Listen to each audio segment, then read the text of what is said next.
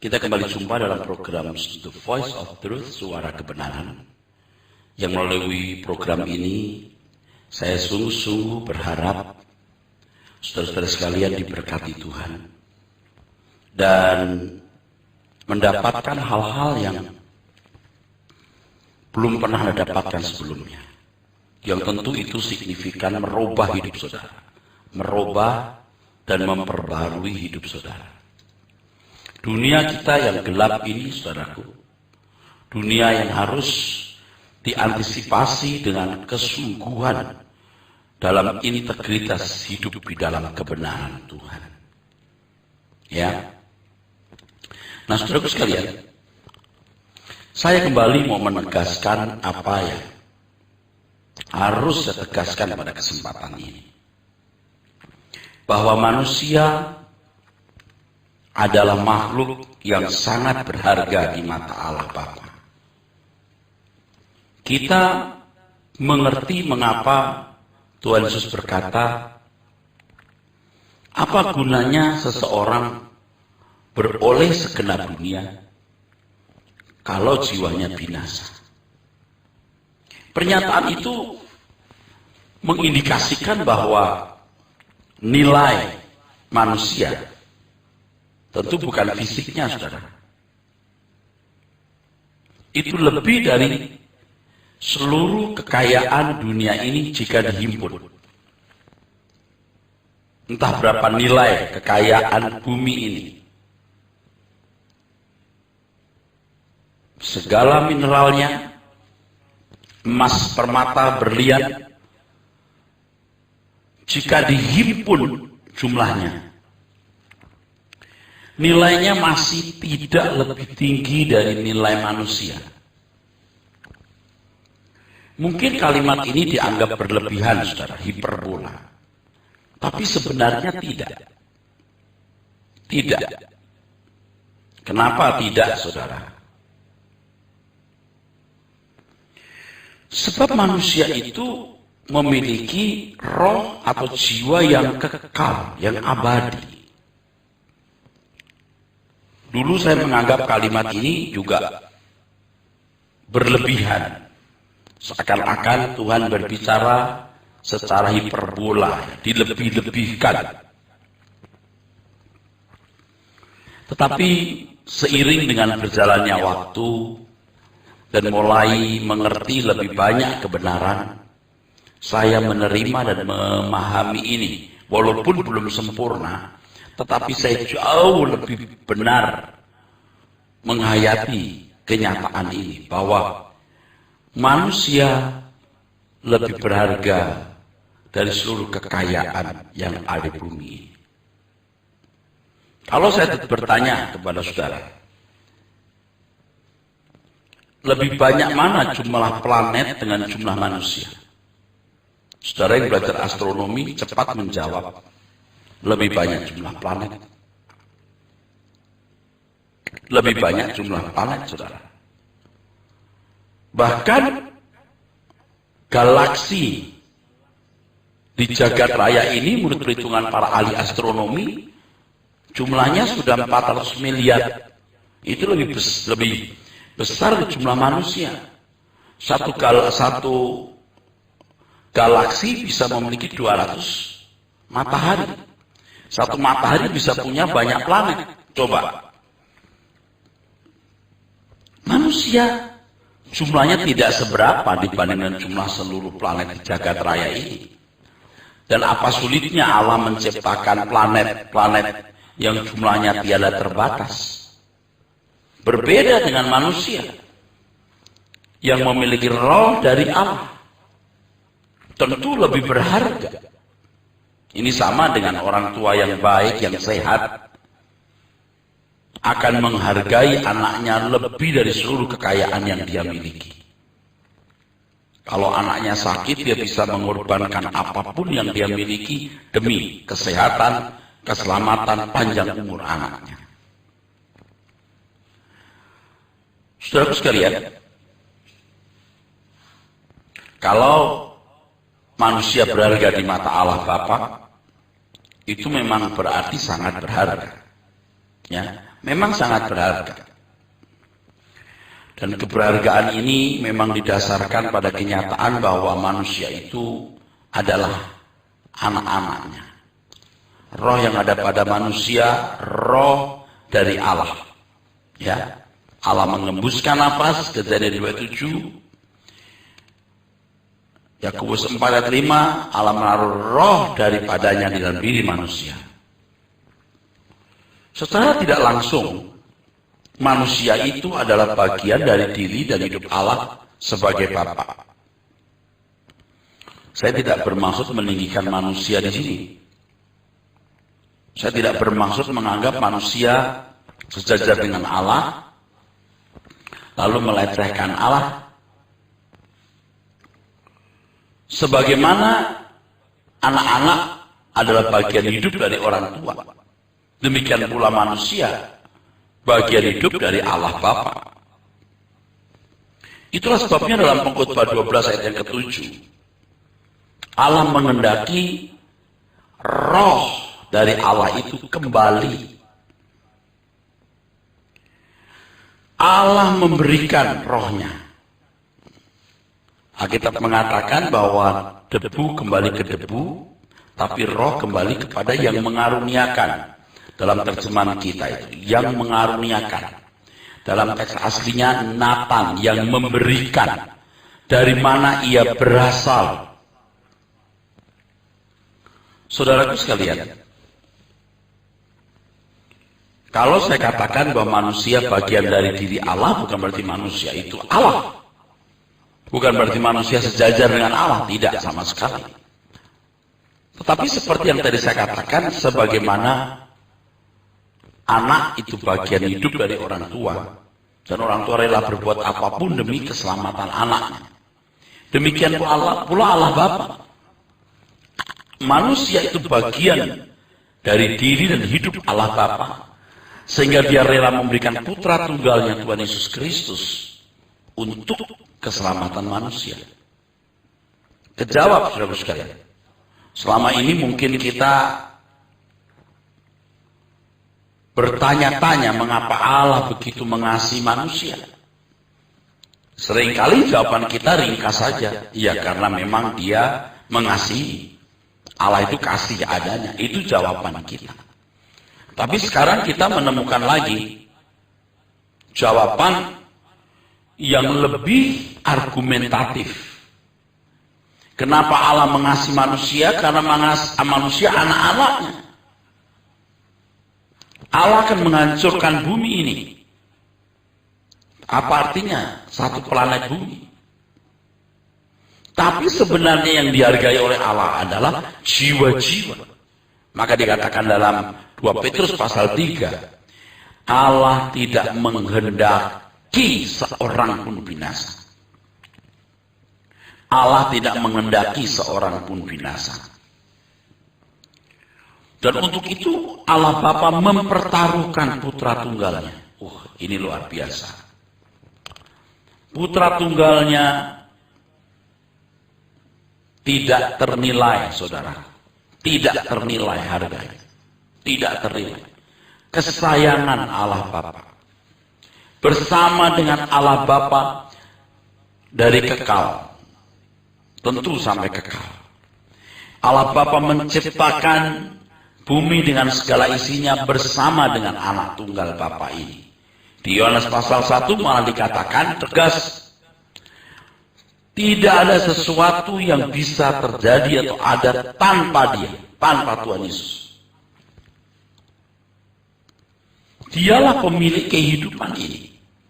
Tetapi Allah Bapa rela berikan putranya yang tunggal tersebut demi keselamatan manusia. Nah, saudaraku, bagaimana implementasinya dalam hidup kita?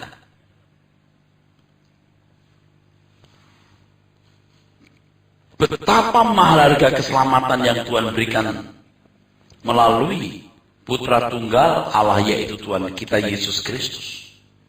Itulah sebabnya kita tidak boleh menyia-nyiakan keselamatan yang begitu besar. Menyia-nyiakan keselamatan yang begitu besar artinya Jangan kita tidak peduli dengan keselamatan jiwa kita. Jangan kita tidak peduli dengan keselamatan jiwa kita. Ada banyak orang yang tidak peduli dengan keselamatan jiwanya. Di dalamnya termasuk orang-orang Kristen. Ia menyamakan dirinya dengan orang lain yang tidak mengenal keselamatan dalam Tuhan Yesus Kristus. Kalau saudara-saudara sekalian menerima Yesus Kristus sebagai pemilik kehidupan ini, mengakui dia sebagai majikan Tuhan, hidup kita harus difokuskan sepenuhnya kepada dia. Tidak ada yang lebih bernilai dari Tuhan. Nah sekarang saudara, tidak sedikit orang Kristen yang lebih senang tinggal di rumah daripada ke gereja yang hanya 1,5 jam, 2 jam, dengan perjalanannya ya beberapa jam. Itu contoh sederhana, saudara. Gerimis sedikit tidak ke gereja. Ini Kristen kambing, takut air. Apalagi kalau sudah banjir, ya udah. Mana mau dia ke gereja? Seakan-akan Tuhan memaklumi keadaan itu. Tapi coba kalau mau ketemu teman, kalau anak muda mau ketemu pacar, kalau pengusaha mau ketemu relasi bisnis, ada peluang bisnis, atau untuk mengambil gaji, wah, biar banjir bandang juga berenang, saudara. Ini kan membuktikan bahwa mereka tidak serius mempersoalkan keselamatan jiwanya. Nggak serius. Ini bukti. Ini fakta, saudara. Fakta ini. Kita mestinya menyediakan waktu membaca Alkitab, menyediakan waktu untuk berdoa. Tapi coba lihat. Kalau demi satu pertunjukan yang menarik, bisa bangun jam 3 pagi di depan layar kaca. Tapi bangun jam 5, setengah 6 untuk berdoa pun tidak dilakukan. Ini isyarat yang jelas. Ini indikator orang tidak serius dengan Tuhan. Ia menyia-nyiakan keselamatan. Apalagi datang ke pedalaman Alkitab untuk mengerti isi Alkitab dengan benar. Yang mendengarkan CD khotbah membaca Alkitab, ya tidak dilakukan lagi. Dia lebih suka mendengar yang lain. Bukan saya melarang saudara mendengarkan yang lain. Kalau itu sehat, kenapa tidak? Why not? Tapi kalau saudara bisa mendengarkan yang lain, sedangkan kebenaran firman yang seharusnya saudara pelajari dengan baik, yang seharusnya saudara dalami dengan baik, saudara tidak dalami, nah ini kan konyol. Lalu hidup orang-orang seperti ini adalah hidup orang-orang yang tidak di dalam kebenaran dan kesucian Tuhan. Nanti kalau ditanya kenapa kamu buat begitu, ya kan saya manusia yang penuh kelemahan dan kekurangan. Iya, tapi kita harus bertumbuh kan. Ya, tapi saya masih diproses dalamnya. Proses terus. Nah, saudaraku sekalian, kalau sekarang kita memahami kebenaran mengenai bahwa manusia itu keturunan Allah. Roh yang dimiliki manusia, roh dari Allah. Karenanya kita harus menghargai diri sendiri dengan benar. Kita menghargai secara benar, secara proporsional. Menyadari betapa mulianya diri kita ini. Betapa bernilainya. Itulah sebabnya kita tidak boleh merasa diri berharga karena faktor-faktor lain. Jangan merasa diri berharga hanya karena kita punya kedudukan tinggi, punya pangkat, punya gelar, mempunyai penampilan yang baik di mata manusia, kekayaan, popularitas, dan lain sebagainya. Kita harus menyadari bahwa kita berharga Sebab memang kita bernilai tinggi sebagai keturunan Allah sendiri. Saudara, kadang-kadang ya di dunia ini ada hal-hal yang unik, ya, unik, aneh, atau bisa juga saya katakan konyol. Saudara. Ya. Satu barang yang sebenarnya nilainya tidak tinggi, tapi karena dihargai jadi tinggi. Dulu ada jenis tanaman, saudara. Ya belum lama ini saya kira ya. Jenis tanaman yang harganya bisa puluhan juta, bahkan ratusan juta. Setiap lekukan daunnya itu bisa dinilai. Dinilai dengan uang, saudara. Bisa puluhan juta, bahkan ratusan juta. Benar-benar. Sebab saya punya teman yang pada waktu itu punya tanaman tersebut, saudaraku. Ya. Lalu tanaman tersebut mulai ada bijinya atau buahnya, begitu itu bisa berganda banyak. Ditawar beberapa ratus juta. Tapi teman saya ini pikir nanti akan bisa lebih tinggi lagi. Tidak dilepas. Sekarang 10 juta aja nggak laku. Kan konyol, saudara. Konyol sekali itu. Jangan kita merasa berharga karena orang menghargai kita. Kalau misalnya emas, ya emas. Sekarang 1 gram udah berapa ratus ribu, saudara. Memang barangnya bagus. Memang barangnya bagus. Dan harganya ya pantas, dari dulu harga emas itu tinggi. Memang pantas, nggak akan pernah turun. Tidak mungkin harga emas disamakan dengan batu koral, tidak mungkin. Emas disamakan dengan besi, nggak mungkin. Tetap mahal, karena memang keberadaannya itu bagus. Nggak mudah juga menambang emas, saudara. Berlian juga. Dari dulu sampai sekarang harganya tinggi, karena memang pantas diberi nilai tinggi. Nah, jangan kita merasa berharga karena faktor-faktor seperti kedudukan, pangkat, gelar, penampilan. Nah, Anda mau berkata, ya itu juga memang tinggi. Oh ya, memang tidak mudah mencapai hal ini, saudara. Tetapi, saudaraku, ini tidak abadi. Tidak kekal itu masalahnya. Kalau tadi saya bandingkan emas, Anda jangan berpikir bahwa emas itu abadi. Tidak.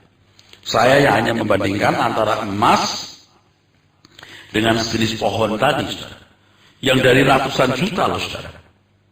Itu seharga mobil yang lumayan setengah mewah itu, saudara. Saya lupa 400 juta atau 800 juta gitu. Sampai harganya tidak lebih 10 juta. Nggak ada yang beli juga. Konyol kan, saudara? Konyol sekali. Kita berharga sebab memang kita bernilai tinggi. Karena kita keturunan Allah. Dan kita harus menghargai diri kita secara benar. Kalau kita tidak menghargai hal diri kita dengan benar, wah, kita gagal mengasihi diri sendiri. Dan kalau kita gagal mengasihi diri sendiri dengan benar, kita tidak menghargai milik Tuhan ini. Dan tentu orang-orang seperti ini tidak bisa mengasihi sesamanya pula. Sebab mengasihi sesama manusia berangkat dari mengasihi diri sendiri. Kasihilah sesama manusia seperti kamu mengasihi dirimu sendiri. Biasanya manusia menghargai diri sendiri, ya, atau menghormati dirinya karena penilaian dan penghormatan manusia. Saya ulangi, biasanya manusia menghargai diri dengan membuat dirinya dihormati orang lain. Untuk itu dibutuhkan sarana seperti kedudukan, pangkat, gelar, penampilan, kekayaan, popularitas, dan lain sebagainya. Hal-hal yang dianggap bernilai lebih. Oke, itu memang bernilai. Karena tidak mudah punya pangkat, punya gelar. Tetapi dipandang dari sudut kekekalan, saudara. Itu nothing. Nothing. Kejarlah hal-hal itu, kedudukan, pangkat, uang, kejarlah. Setinggi-tingginya, sebanyak-banyaknya. Tetapi persembahkan itu kepada Tuhan. Persembahkan itu bagi Tuhan. Jadikan sarana untuk melayani.